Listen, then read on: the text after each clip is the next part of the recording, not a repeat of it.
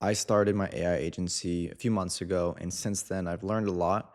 And there's a lot of valuable things that I think would be useful to share to those who are starting out or are thinking about starting it. And I want to kind of distill my thoughts into three things. The first one is really understand that anything good takes time. And especially when it comes to business, you have to give yourself time. You have to give yourself a reasonable time frame. And I feel like most of us really just give ourselves like a few weeks or a month to really start seeing results. And if you do that, you're gonna disappoint yourself, you're gonna let yourself down, and you're going to get discouraged and you're just gonna try something else. And you're really never gonna give anything a long enough shot to really start seeing results. And I think if you are starting an AI agency or any business, really give yourself, I mean, if we're talking real numbers here, I would say minimum 6 months, and just try everything you can, give it your all. And if you still don't see results, either you're doing something wrong or it's just not for you. And so I know for myself, since I'm only 3 months in and I'm already seeing results, I know this is something that I can make work. But I wish when I started, I would have to give myself a longer time frame to really try to land clients, because if you're just trying to get it all in a few weeks, it's unreasonable. So the first piece of advice, everything good takes time, and give yourself more time than most of us do.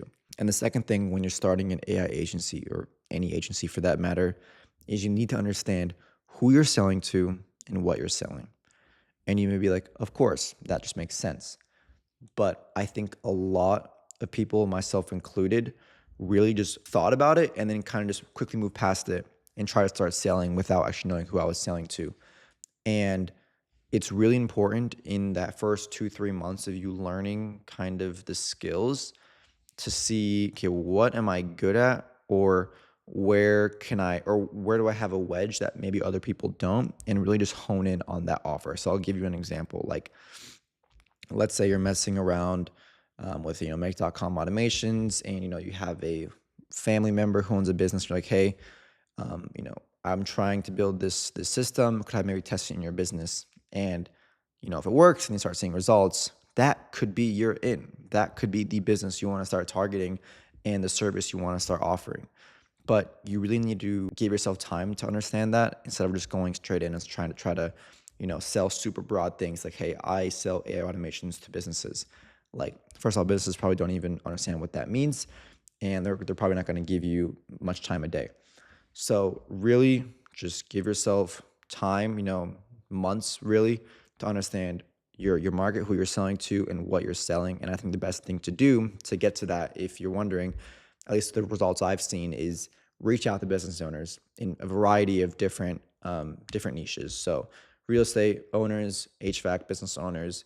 I would reach out to owners of like dentists or small clinics, things like that, and just ask them like, hey, what are your pain points? Or hey, what do you think, or what repetitive tasks do you do that you wish could be solved?